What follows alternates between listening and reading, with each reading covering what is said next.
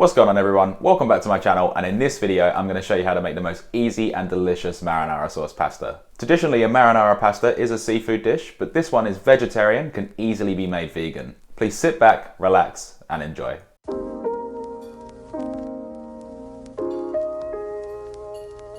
Let's start this off with one brown onion.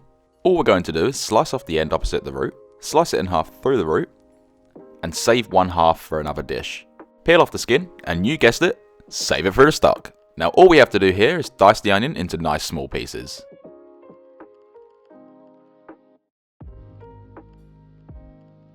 Make sure to trim off any excess flesh from around the root to avoid wastage. And we can save the root for a stock. Next, with 7 cloves of garlic, place the side of your knife onto the garlic and push down with the palm of your hand to crush it. Slice the crushed garlic in half, rotate it at 90 degrees, and thinly slice. I know some of you do prefer minced garlic, so you're more than welcome to do that.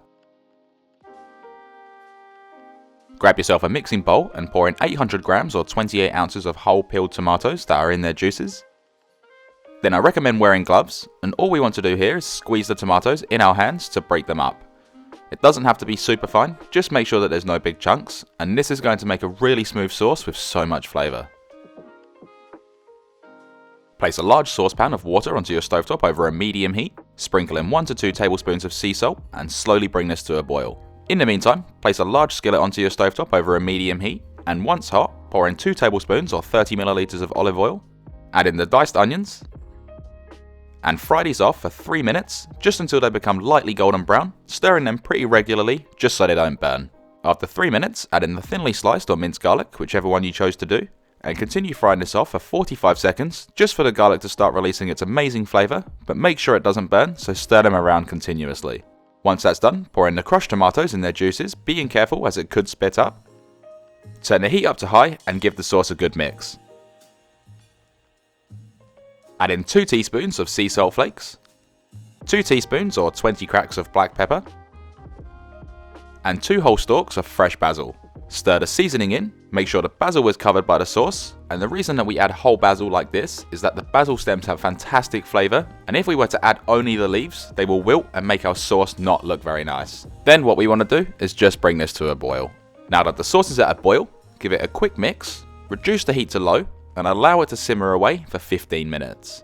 Then after 15 minutes, you'll notice the sauce is really thickened up, which is exactly what we want. Give it a taste for seasoning and adjust if necessary. I personally find that the amount of seasoning we originally added is the perfect amount. Anyway, leave this on a low heat and turn the pasta water onto a high heat. Add in 250 grams of the pasta of your choice into the boiling water, and if you're using spaghetti like me, allow it to sit like this for 20 to 30 seconds, just so it's easier to twist into the water, then cook this as per your packet instructions until al dente. Once your pasta is cooked and al dente, which means soft with a slight bite, we can add it directly from the water into the sauce. Spoon in 1/4 cup or 60 milliliters of the pasta water, which will help the sauce stick to the pasta, and give it a really good mix. Oh yeah, and remove the basil before you add in the pasta. Please don't hate me. We can then remove this from the heat and twist the pasta into our serving bowls, making sure to add that sauce as well. Grate over some fresh Parmigiano cheese.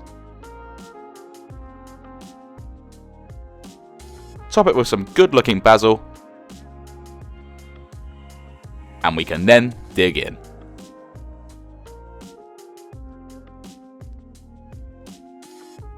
The flavours in this dish are absolutely amazing. With such simple ingredients you can create the most tastiest dishes. It's rich and fragrant, and having that cheese on top really tops it off. Make sure to check out the description below, as that's where I'll leave all of the recipe and storage and reheating instructions. And if you enjoyed this video, be sure to smash that like button and consider subscribing to learn hundreds of more fantastic recipes. Thanks for watching everyone, stay safe and enjoy.